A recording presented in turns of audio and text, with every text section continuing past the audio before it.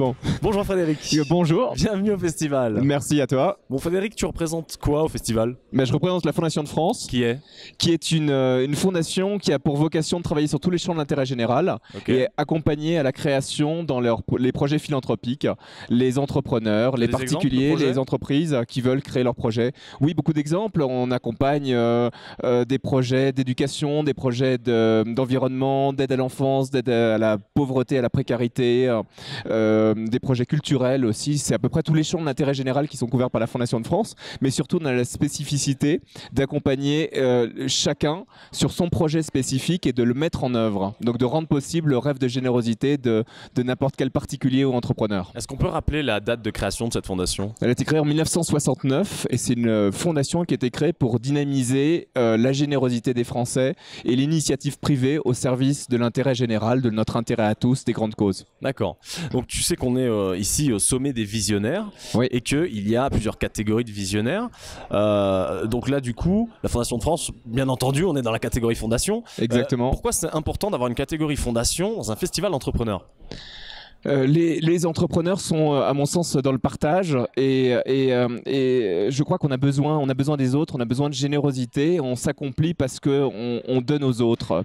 La richesse qu'on a pour soi n'a pas de sens, la richesse qu'on partage, qu'on transmet, qu'on donne, la richesse qu'on crée par son activité n'a du sens que si elle s'accomplit à travers les autres et notamment la création de fondations permet la transmission de ces valeurs et puis permet de laisser une trace positive à l'échelle de notre pays ou même au-delà des frontières. Et est-ce que tu ressens là pendant ce festival justement cette valeur partage dont tu parles? Est-ce que elle est palpable parmi les personnes qui sont ici, les festivaliers et les entrepreneurs? Je pense que être entrepreneur, c'est avoir une conscience réelle du monde pragmatique, du monde qui nous entoure. Et les entrepreneurs ont vraiment les pieds sur terre, très ancrés, parce qu'ils sont dans l'utopragmatisme, mais en même temps, ce sont des rêveurs, des innovateurs, des inventeurs. Ils ont la tête dans les étoiles. Et je crois que c'est en soi ce qui fait les personnes solidaires, les personnes visionnaires et les personnes créatives. Et est-ce que tu penses que selon toi, il y a encore une énorme marge justement pour créer des fondations d'entreprise? Ou est-ce qu'on est au balbutiement de cette chose-là, ou est-ce qu'il y a vraiment un marché à travailler? Alors effectivement, le marché est en train des fondations est en train de se révéler en France. Il y a 25 ans pour une entreprise, c'était une curiosité d'avoir une fondation, voir si c'était un petit peu louche. On disait qu'on faisait du greenwashing et qu'on s'achetait une bonne conscience que l'entreprise se lançait dans cette démarche à des buts marketing.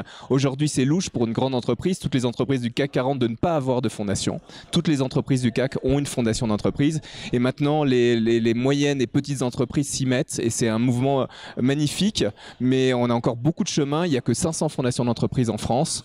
En Allemagne, il y a 3000 fondations particuliers entreprises. Il y a un vrai retard à rattraper. Oui, il y a un vrai retard. En Allemagne, par exemple, il y a 28 000 fondations. Est-ce que tu connaissais Tignes avant de venir au festival? Non, c'est la première fois que je viens à Tignes. Je découvre la station. Et alors, quelles sont tes impressions? La station est extrêmement dynamique, très sportive. Et puis demain, je crois qu'on va tester les pistes et j'ai hâte de découvrir le glacier. Et si on parlait de la corrélation entre la station, l'environnement, la montagne, Tignes, et le festival et son état d'esprit, est-ce que tu penses que l'environnement apporte beaucoup au festival? Sur le plan de l'ambiance, l'état d'esprit?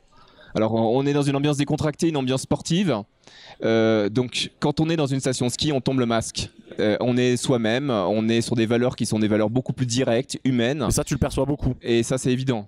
Ici, il n'y a pas de cravate, j'en ai pas vu une seule. Il y a très peu de vestes, t'en portes une, mais les gens sont décontractés et sont dans une ambiance qui est une ambiance directe, de franchise.